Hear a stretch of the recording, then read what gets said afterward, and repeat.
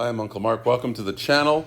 It's working on this Dodge Journey, or maybe Fiat Freemont, the high mount third brake light.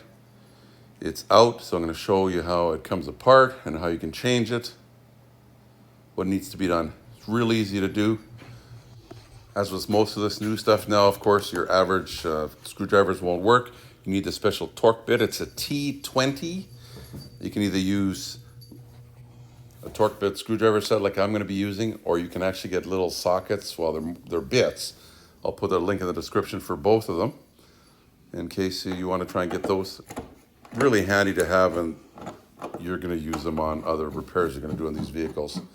So just undo these two, and once you can get both of them out, that's what the screws look like, really long, and they're almost like a sheet metal screw, so I can't give you, if you lose one, what would be a good equivalent. I'm not really sure.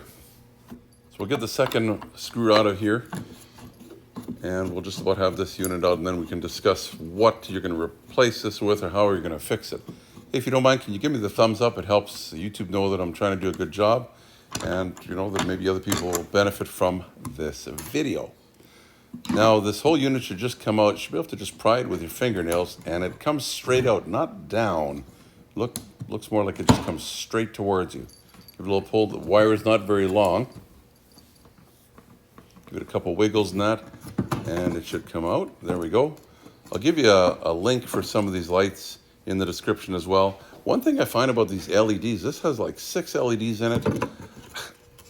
I've bought ones before that are not factory, and they seem to, like, if there's 6 in there, you'll have one burn out, within a year or two. So I'm just warning you ahead of time. You kind of get what you pay for. If you get the non-Chrysler one, it's probably may not last as long as you want. But at least as long as some of them are running, this one's completely dead. You may also want to test the wires first. That's what I would suggest. Make sure you got a power and a ground, and there's 2 wires there. So use either a test light or a multimeter, because it's possible that the wires are broken where the hatch flexes when it opens and closes. There's a bunch of wires in there that'll go to your backup lights as well, and to your license plate lights, and actually I guess even your wiper. But if that's got power there when somebody steps on the brake for you, then it is this unit, and it just goes back together the same way it came apart.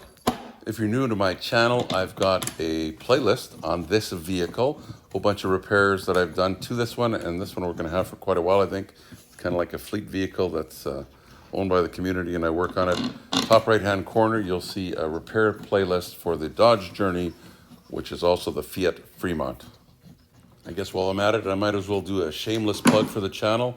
Bottom right corner, you can click on to subscribe, and the next time I do a video, you'll have a notification. They're usually try and put some out once every week, usually Sunday morning, and that way I'm trying to be consistent. Now, once we have this, we'll say this is your new one in, so make sure that they're snug. It's not going to fall out. We'll want to test it. So you want somebody to step on the brakes, make sure it's working when the other ones come on. If you're by yourself, even if you're backed up to a building, you might be able to see the reflection or the reflection in a window. Thanks for watching. Appreciate that. We'll see you another time.